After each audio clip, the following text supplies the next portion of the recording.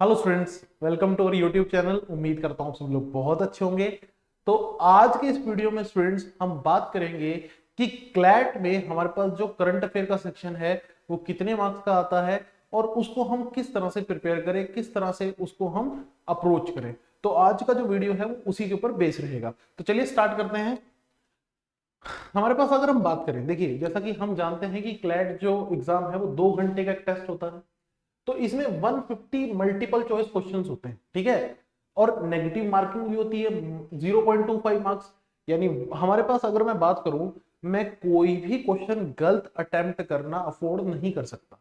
क्योंकि जैसे अगर आप बच्चे एक क्वेश्चन भी गलत अटेम्प्ट करते हो तो अल्टीमेटली क्या होता है कि आपने वो मार्क्स लूज कर ही दिए जो जो आपको सही अटेम्प्ट करने में मिलते। लेकिन उसके साथ साथ आपको माइनस में 0.25 का नुकसान भी उठाना पड़ा। तो एक्यूरेसी, यहां पर मैं क्या कह सकता हूं कि अगर मुझे एग्जाम में अच्छा एक रैंक लेके आना है तो एक्यूरेसी बहुत जरूरी है। साथ में मेरे पास प्रॉपर नॉलेज भी होनी चाहिए। तो एक्यूरेसी प्लस नॉलेज दोनों चीजें साइमल्टेनियसली काम करेंगी। तो अगर मैं यहाँ पर पैटर्न वाइज बात करूं, सेक्शन वाइज देखूं, तो 30 मार्क्स जो हैं वो इंग्लिश से रहते हैं। Current affair including general knowledge 35 marks की एक बहुत अच्छी खासी वेटेज है। तो अगर मैं बात करूं लीगल रीजनिंग 40 मार्क्स की है। तो लीगल रीजनिंग के बाद जो सबसे ज्यादा वेटेज वाला सेक्शन है वो कौन सा सेक्शन है? Current affairs including general knowledge, ठीक है। लीगल रीजनिंग के बाद फिर लॉजिकल रीजनिंग है, फिर क्वांटिटेटिव टेक्निक्स हैं, ठीक है। और इस तरह से ये पूरा का पूरा 150 क्वेश्चंस का एक पूरा का पूरा सेट बनता है। तो मुझे हर सेक्शन को वैसे तो इक्वल इंपॉर्टेंस देनी है, लेकिन अगर मैं यहां पर बात करूं, ये जो करंट अफेयर और लीगल रीजनिंग है ये मेजर चंक है हमारे पास। सबसे ज्यादा हाईएस्ट वेटेज यहां पर इन दोनों की हमें दिखाई देती है। तो एटलीस्ट मुझे ये समझ आ गया इस सबको देखने के बाद कि एटलीस्ट करंट अफेयर्स एक ऐसा पोर्शन है जिसको मैं इग्नोर नहीं कर सकता। क्योंकि अगर मैंने इग्नोर किया तो 35 मार्क्स खत्म। अब मैं ये क्यों कह रहा हूँ कि करंट अफेयर्स इग्नोर नहीं कर सकता? क्योंकि बहुत से बच्चों को ये होता है कि यार कौन न्यूज़पेपर पढ़ेगा, कौन चीजों को समझेगा, कौन इतने नाम याद रखेगा। लेकिन अगर आप एक अच्छे कॉलेज में एडमिशन लेना चाहते हैं तो ये सब बहुत ज्यादा जरूरी हो जाता है। तो अगर मैं बात करूं यहाँ पर जीके का जो सेक्शन होता है वो आज की डेट में किस तरह से, क्या डायरेक्ट सवाल आते हैं? तो आपको बता दूं कि अब वो डायरेक्ट सवाल वाला टाइम जा चुका है। पहले क्या होता था कि डायरेक्ट सवाल आते थे, डायरेक्ट आंसर होते थे, ठीक है। मान लीजिए एक सिंपल जो सिंप्लीफाइड पैटर्न सिस्टम था वो फॉलो किया जाता था। लेकिन अब थोड़ा सा एक डिफिकल्ट पैटर्न जो है वो क्लैट में फॉलो किया जा रहा है, जहां पर आपको एक पैसेज देखने को मिलता है और इस पैसेज में लगभग 450 वर्ड्स होते हैं, ठीक है, लगभग लगभग। और इस पैसेज में हमारे पास अगर हम बात करें पैसेज कहां से लिया जाता है, ये हमारे पास न्यूज जर्नल एक्सेट्रा कहीं से भी पिकअप किया जा सकता है। और इस पैसेज से रिलेटेड, अब मैं ये नहीं कह रहा इस पैसेज पे बेस्ड, यहां पर मैं कह रहा हूं कि क्वेश्चन बेस्ड होंगे, लेकिन वो जरूरी नहीं है कि उनके आंसर उस पैसेज में आपको मिले। क्योंकि देखो, आपने 9th 10th में जब बेसिकली इंग्लिश का एग्जाम दिया होगा तो आपने अनसीन पैसेजेस के बारे में पढ़ा होगा। आप उस पैसेज को पढ़ेंगे, उसमें फिर उसके बेस पर कुछ क्वेश्चंस होंगे, लेकिन उन क्वेश्चंस का आंसर आपको ऊपर दिए गए पैसेज में मिल जाएगा। लेकिन क्लैट में ऐसा नहीं है, क्योंकि अगर ऐसा होता तो फिर ये करंट अफेयर थोड़ी रह जाता, फिर तो इंग्लिश का एक तरह से सेक्शन बन गया। यहां पर क्या होगा, एक पैसेज जरूर आएगा, लेकिन उस पैसेज से रिलेटेड जो क्वेश्चंस हैं वो आपको जरूरी नहीं है कि हमारे पास जो क्वेश्चंस का आंसर पैसेज में मिल जाए। जैसे मैं एग्जांपल देके समझाता हूँ। मान लीजिए कुछ साल पहले हमारे पास रफेल डील हुई थी। इंडिया ने रफेल फाइटर प्लेन खरीदा था, फ्रांस से खरीदा था, ठीक है। रफेल फाइटर प्लेन खरीदा था, फ्रांस से खरीदा था। तो अब सोचने और समझने वाली बात बच्चों, इस चीज को लेकर एक पूरा का पूरा पैराग्राफ आ गया क्लैट के सेक्शन में, मतलब क्लैट के पेपर में।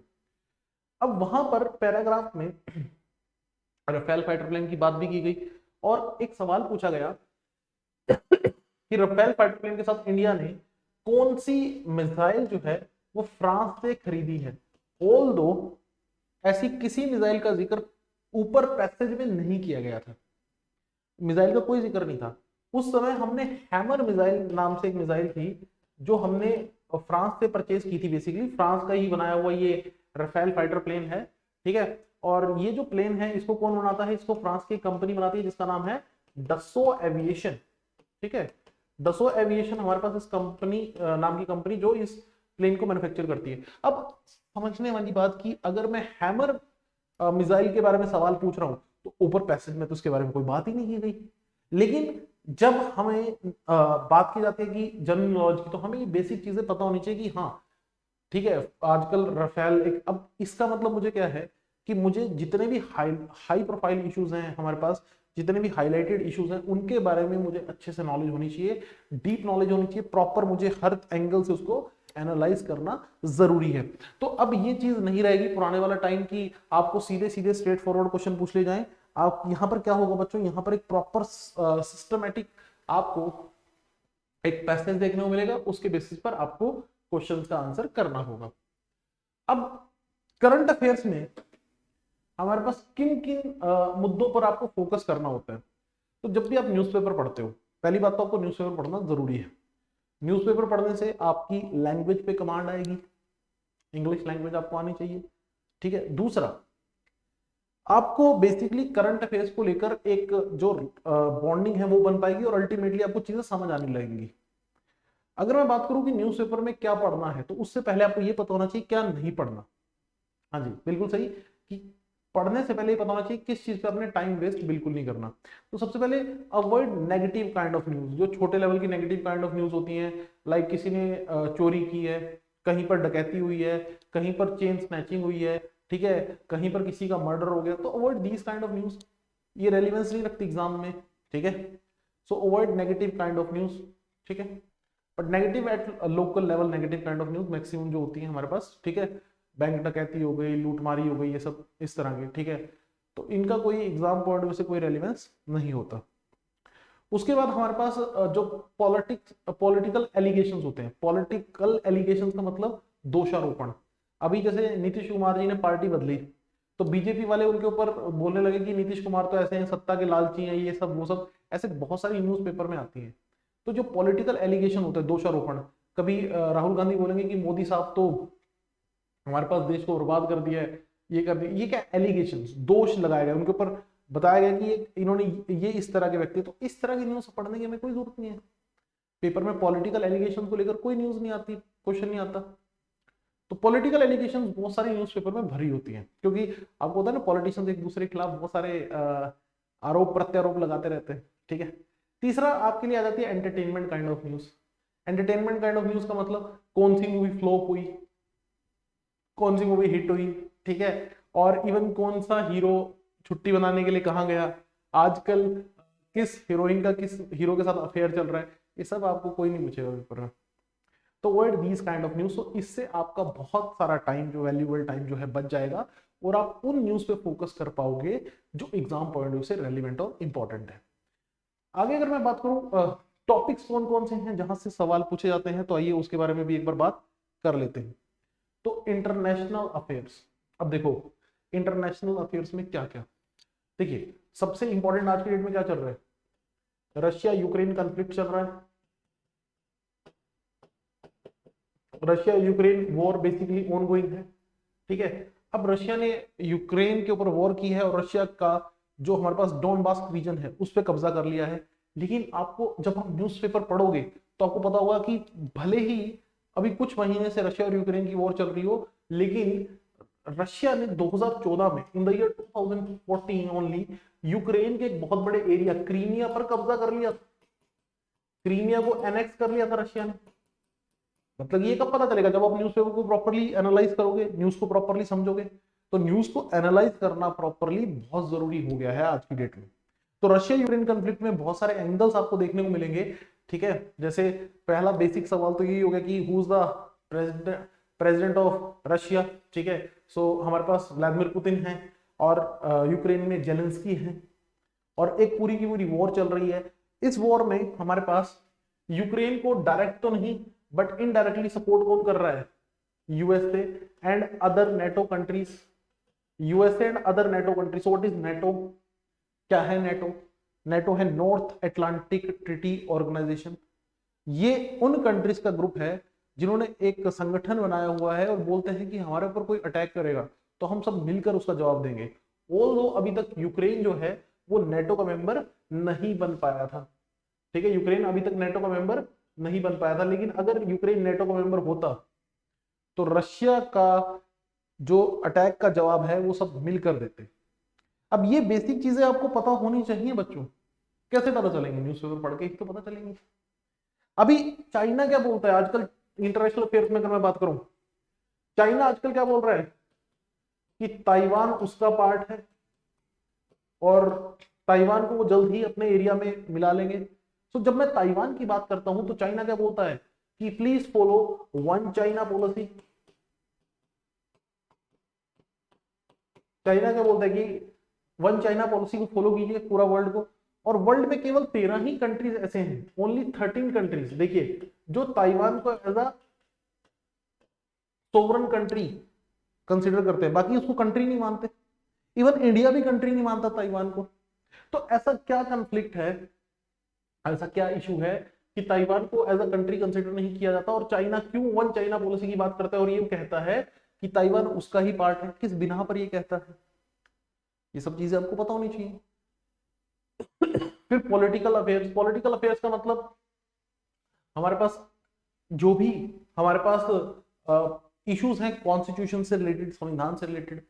हाँ जी, संविधान को लेकर अगर कोई अमेंडमेंट हुई है, कोई संशोधन हुआ है, कोई बदलाव हो रहा है, किसी एक्ट में तब्दीली की जा रही है, तो वो आपको पता होनी चाहिए।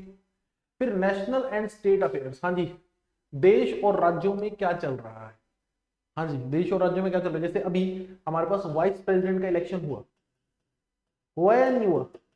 रिसेंटली हमारे पास वाइस प्रेसिडेंट का इलेक्शन हमें देखने को मिला। तो वाइस प्रेसिडेंट के इलेक्शन की जब मैं बात करता हूं तो हमें पता होना चाहिए कि धनखड़ साहब हमारे वाइस प्रेसिडेंट बने। अगर मैं पूछूं देश के पहले वाइस प्रेसिडेंट कौन थे, तो सर्वपल्ली राधाकृष्णन। ठीक है, तो लेकिन राष्ट्रपति का जब चुनाव होता है, वाइस प्रेसिडेंट का चुनाव होता है, तो वोटर्स कौन होते हैं, कौन लोग वोट करते हैं, ये भी मुझे पता होना चाहिए। तो मेंबर्स ऑफ लोकसभा, क्या सिर्फ लोकसभा के member? No, as well as member of Rajya Sabha. Members of Lok Sabha और राज्यसभा दोनों वोटिंग करते हैं जब हमारे पास वाइस प्रेसिडेंट का इलेक्शन होता है। प्रेसिडेंट का इलेक्शन इससे डिफरेंट तरीके से एग्जीक्यूट किया जाता है। अब उसके बाद जब वाइस प्रेसिडेंट चुने गए हैं धनखड़ साहब, उनकी सैलरी भी तो होगी। हाँ जी, जो वाइस प्रेसिडेंट होता है वो राज्यसभा का चेयरमैन भी होता है, आपको ये भी पता होना चाहिए। जो भी पर्सन वाइस प्रेसिडेंट बनेगा वो राज्यसभा का एक्स ऑफिशियो चेयरमैन भी कहलाएगा। अब जब आप न्यूज़पेपर में इसको लेकर न्यूज पढ़ेंगे तो आपको काफी कुछ वहां पर चीजें समझ आएंगी। ये किसका पार्ट हो गया? ये नेशनल अफेयर का पार्ट हो गया। फिर हमारे पास स्टेट्स हैं। स्टेट्स में अगर मैं बात करूं, स्टेट में अलग अलग लेवल पर अलग अलग जो प्रावधान है वो देखने को मिलते हैं। हाँ जी, क्लियर। अलग अलग लेवल पर अलग अलग प्रावधान देखने को मिलते हैं अलग अलग चीजों के लिए, तो वो हमें पता होना चाहिए। जैसे मान लीजिए अभी बिहार की हम बात कर रहे थे थोड़ी देर पहले। बिहार में हमारे पास क्या हुआ, नीतीश कुमार ने इस्तीफा दिया लेकिन वो फिर से दोबारा मुख्यमंत्री बन गए। कैसे बने? पहले वो बीजेपी की सपोर्ट लेकर मुख्यमंत्री थे, बाद में उन्होंने आरजेडी, जो लालू प्रसाद यादव की पार्टी, उसका सपोर्ट लेकर वो मुख्यमंत्री बन गए।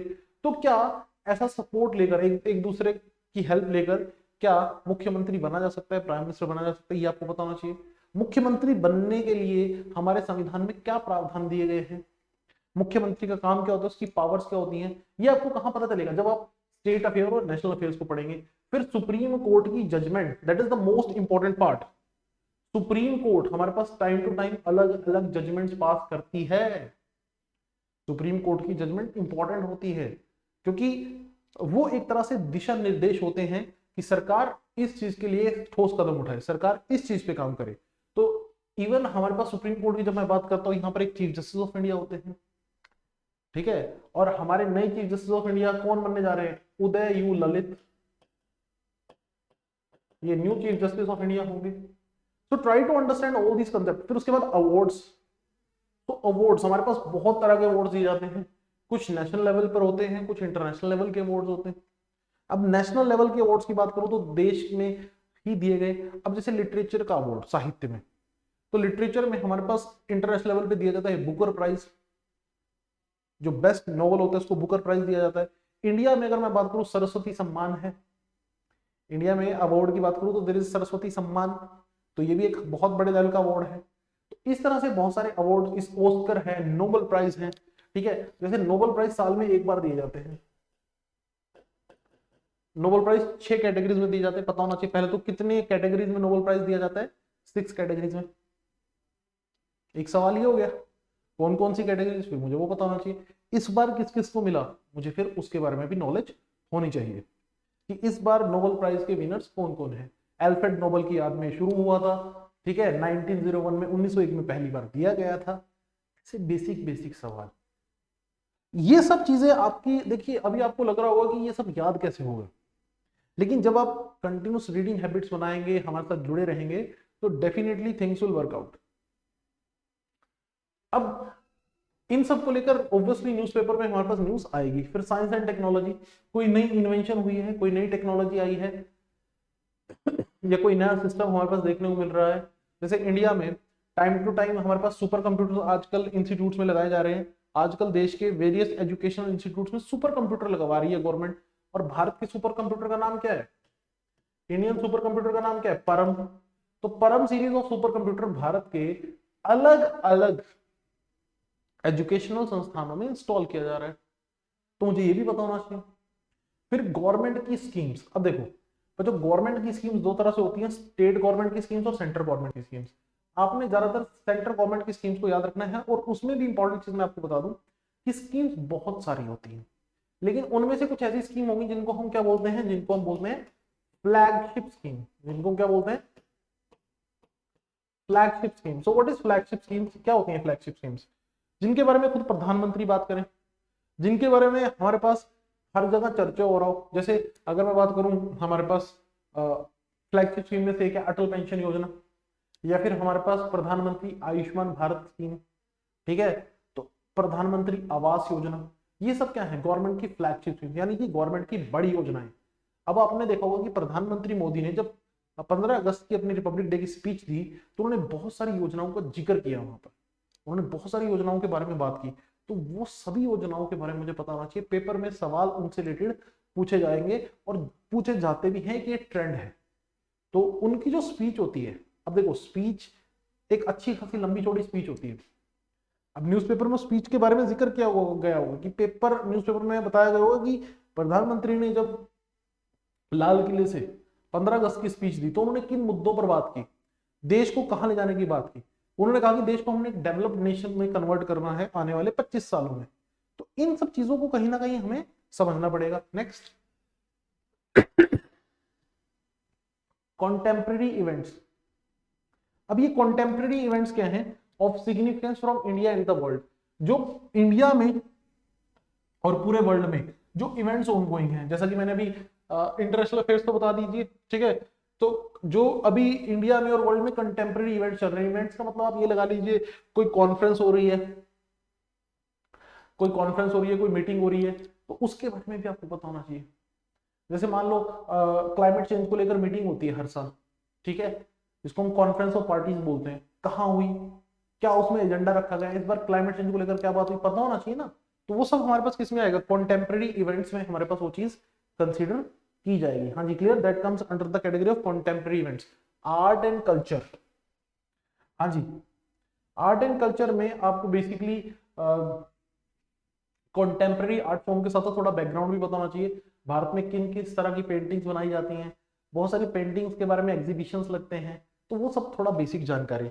उसके अलावा historical events of continuing significance, कौन से ऐसे हिस्टोरिकल इवेंट्स हैं जो आज भी रेलिवेंट है, आज भी उनका कनेक्शन देखने को मिल रहा है। Like take the example, like government ने मान लो 150th बर्थ एनिवर्सरी सेलिब्रेट की राजा राम मोहन रॉय की। एग्जांपल ध्यान सुनिएगा, गवर्नमेंट ने पूरे भारत में let's say 150th birth anniversary मनाई, इनकी, राजा राम मोहन रॉय की। अब एग्जाम पॉइंट ऑफ से मुझे बताओ कि आप लोगों को पता होना चाहिए या नहीं कि राजा राम मोहन रॉय कौन थे। आप लोगों को पता होना चाहिए कि हु इज राजा राम मोहन रॉय, ये राजा राम मोहन रॉय कौन थे, क्या सिग्निफिकेंस था, क्या काम था इनका, किस तरह से इन्होंने सोसाइटी में चीजों को ठीक करने की कोशिश की, और इन्हें फादर ऑफ इंडियन रेनेसां कहा जाता है। सती प्रथा को अबॉलिश कराया इन्होंने, खत्म करने के लिए काम किया। इनको राजा का टाइटल हमारे पास किसने दिया। अब एक सवाल ये भी पूछा जा सकता है, क्योंकि नाम के आगे राजा लगता है, राजा का टाइटल उपाधि इन्हें दी थी अकबर टू ने, नॉट अकबर, अकबर टू, ठीक है। तो ये हिस्टोरिकल इवेंट्स हैं जिनका अभी कंटिन्यू सिग्निफिकेंस है। फिर स्पोर्ट्स एंड डिफेंस, अब स्पोर्ट्स आपको पता है कि मान लो कोई इवेंट में इंडिया पार्टिसिपेट कर रहा है, जैसे अभी ओलंपिक गेम्स हुए, ओलंपिक्स में इंडिया ने कितने गोल्ड मेडल जीते? क्या सॉरी, ओलंपिक ओलंपिक के बाद तो इवन अभी कॉमनवेल्थ भी हो चुके हैं, रिसेंटली कॉमनवेल्थ हुए हैं। तो कॉमनवेल्थ में इंडिया का क्या परफॉर्मेंस रहा? इंडिया के कौन कौन से प्लेयर ने किस किस खेल में पार्टिसिपेट किया? स्पेशली मेडल विनिंग प्लेयर्स ने, नॉट द ऑर्डिनरी वन, जिन्होंने मेडल जीता है, उन प्लेयर्स का स्पोर्ट्स आपको बताना चाहिए। हाँ जी, बात समझ आ रही है या नहीं? जैसे मीराबाई चानू बहुत ही फेमस वेट लिफ्टर है, मैं पूछ लूं कौन है तो आप ऑप्शन दे दूंगा, बॉक्सर हैं, वेट लिफ्टर हैं, ठीक है, बैडमिंटन प्लेयर हैं, इस तरह से। तो आपको ये स्पोर्ट्स में पता होना चाहिए। फिर डिफेंस, डिफेंस में हमने कौन सी मिसाइल्स बनाई हैं, कौन से अपने डिफेंस इक्विपमेंट बनाए हैं, हमने क्या किसी दूसरे देश से कोई डिफेंस इक्विपमेंट खरीदा है? जैसे कि अभी आपको एग्जांपल दिया था रफेल का, अगर हमने किसी दूसरे देश से कोई हैवी इक्विपमेंट खरीदा जिसके लिए अच्छा खासा पैसा दिया है, वो भी मुझे पता होना चाहिए। हमारे देश में किसी डिफेंस इक्विपमेंट का उत्पादन हो रहा है तो उसके बारे में बेसिक नॉलेज होनी चाहिए। फिर अपॉइंटमेंट, नेशनल एंड इंटरनेशनल, ठीक है, अपॉइंटमेंट्स जैसे हमारे यहाँ मान लीजिए इंटेलिजेंस ब्यूरो है, रॉ है, उनमें अलग अलग एजेंसीज भारत में काम करती हैं, उनके हेड्स के नाम, जिनको अभी रिसेंटली अपॉइंट किया गया है। इंटरनेशनल लेवल पर जैसे हमारे पास अभी WHO, वर्ल्ड हेल्थ ऑर्गेनाइजेशन के जो डायरेक्टर हैं उनको रीअपॉइंट किया गया, टेड्रोस एडनॉम WHO के डायरेक्टर जनरल है। तो ऐसे सवाल हमारे लिए इंपॉर्टेंट हो जाते हैं। तो मैंने आपको जो भी सेक्शंस आपने कवर करने हैं वो सब समझाने की कोशिश की है विद एग्जांपल, कि बेसिकली आपको यहां पर बेसिक चीजें पता होनी चाहिए। चलिए अगर मैं आगे बात करूं, कुछ गलतियां हैं जो बच्चे करते हैं जो मैं चाहूंगा आप ना करें, कुछ गलतियां हैं जो बच्चे करते हैं जो मैं चाहूंगा आप ना करें। वो कौन सी गलतियां हैं? एक तो बहुत सारे सोर्सेज की आपको जरूरत नहीं है, लिमिटेड सोर्स रखिए। ये नहीं कि आपको 50 न्यूज़पेपर पढ़ने की जरूरत है, आप एक दो न्यूज़पेपर को अच्छे से पढ़िए, हमारे करंट अफेयर्स को फॉलो कीजिए, that is enough for you people. उसके बाद लिमिट योर टाइम, ऐसा नहीं है कि आपने सारा दिन न्यूज़पेपर लेके बैठा रहना है, भाई और भी सब्जेक्ट्स है उनको भी ध्यान देना है। आपको ऑप्टिमम टाइम जो है, जैसे आप 1-1.5 घंटे में जितनी इंपॉर्टेंट न्यूज है उनको ग्रैस्प कर सकते हैं, तो आप अपना एक प्रॉपर टाइम रखिए कि इतने टाइम में मुझे पूरा न्यूज़पेपर कवर करना है, एक टाइम लिमिट सेट कीजिए। इश्यूज पे फोकस कीजिए, न्यूज पे नहीं। इश्यूज पे फोकस करने का मतलब जैसे रशिया यूक्रेन कॉन्फ्लिक्ट एक पूरी का पूरा इशू है, it's not a news, it's a big issue. Issues के बेसिस पर क्या होगा कि आपको पैराग्राफ देखने को मिलेंगे और उन्हीं के ऊपर पेपर में सवाल पूछे जाएंगे।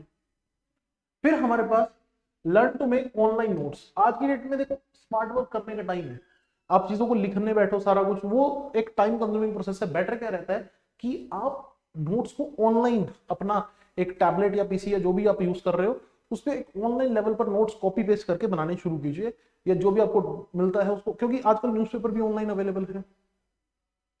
और सबसे इंपॉर्टेंट, लगातार रीडिंग कीजिए, रिवाइज कीजिए और एग्जीक्यूट कीजिए। Reading is very very very very very important, और रिवीजन उससे भी ज्यादा इंपॉर्टेंट।